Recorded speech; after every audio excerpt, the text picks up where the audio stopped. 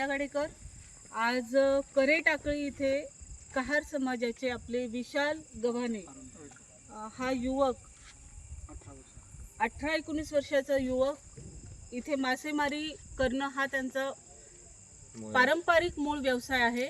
आणि त्या व्यवसायामध्ये मी आता जायकवाडी बॅकवॉटरच्या खानापूर साईडला आहे। इथे तुम्ही पाहू शकता, इथे लाईटीचे खांब डीपी या पाण्यामध्ये तुम्हाला दिसत आहेत आणि याचा करंट लागून, विजेचा धक्का लागून त्या युवकाचा मृत्यू झालेला आहे।